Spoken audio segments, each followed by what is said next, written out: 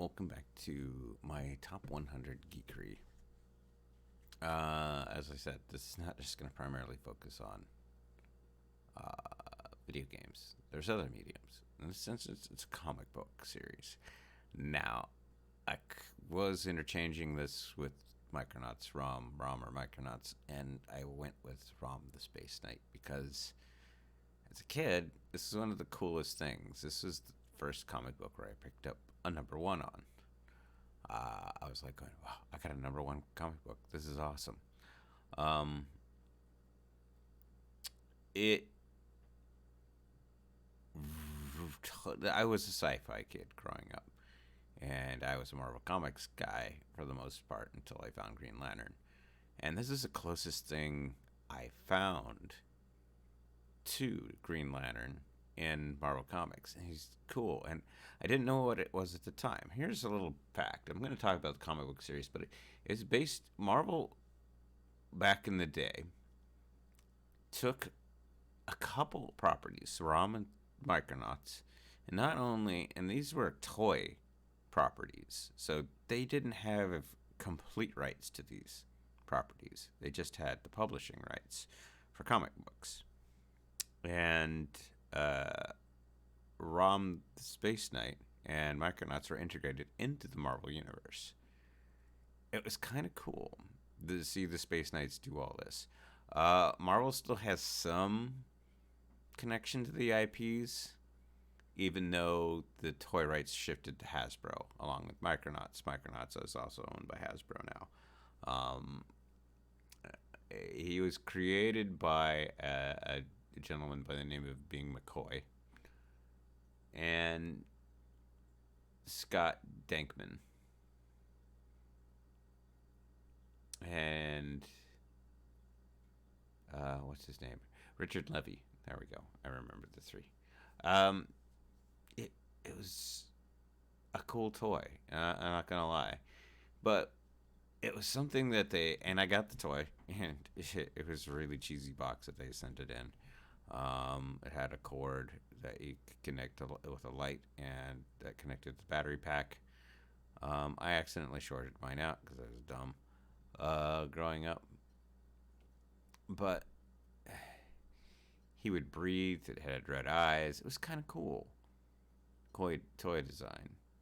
The comic book phase focused on ROM taking on the shape-shifting race known as the Dire Wraiths, which you've probably seen if you've read through the New Warriors.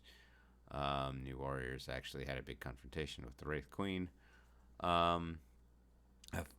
few years back. It was actually a really good run on both parts. And you could read ROM Spaceknight and read the original New Warriors run, and you could delve into the entire arc. And it's great that both had this interconnected arc, and they kept the property alive that way. Micronauts, not so much, but that's why I chose ROM, is because his legacy is still there. Marvel keeps trying, even though they don't own the rights, Hasbro does, and they're doing something with it as a comic book universe over in IDW Publishing.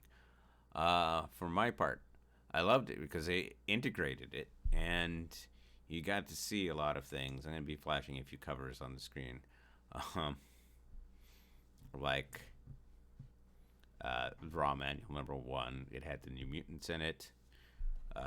It's one of my favorite covers, by the way, with Starshine. It's absolutely a gorgeous cover. You had him become the Herald Galactus at one point to keep Galactus from devouring his home planet.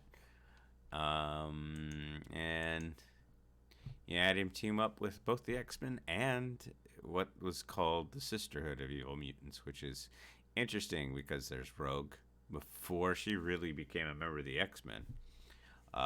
Destiny, and that's right. That's Mystique right there on the cover.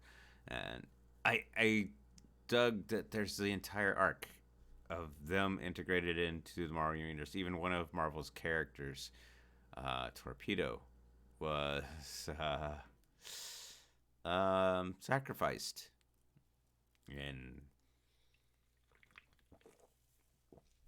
to the Dire Wraiths when the Dire Wraiths took over a town. He was a C-lister character, but he became such a really cool character because Rom took him on as an ally and said, "Okay, you can help me fight the Wraiths." They even had the Skrulls come down and say, "No, this is a portion of the Skrull Society we don't talk about," meaning the Dire Wraiths. And there was a Wraith Skrull war for a little while in the comics, which was also pretty cool to see. And I was actually cheering for it to happen. In recent times, a lot of the arcs that they introduced have been reintegrated into Marvel.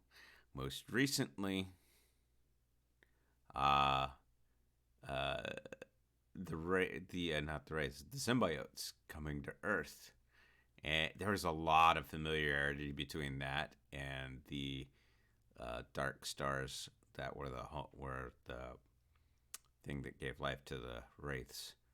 It was really an interesting dynamic there that I loved.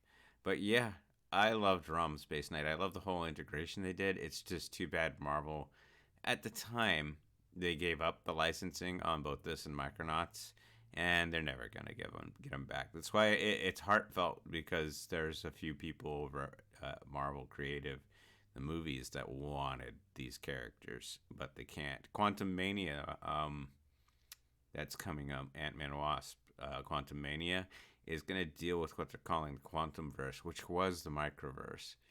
I just can't.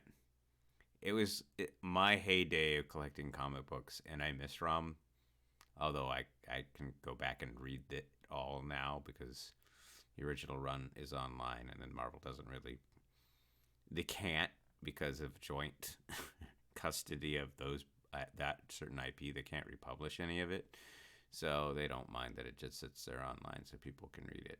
I love it. I love Rom the Spaceknight. He's always going to be a dear part of my life, and he's sitting proudly down here at number 96. I will see you guys in the near future.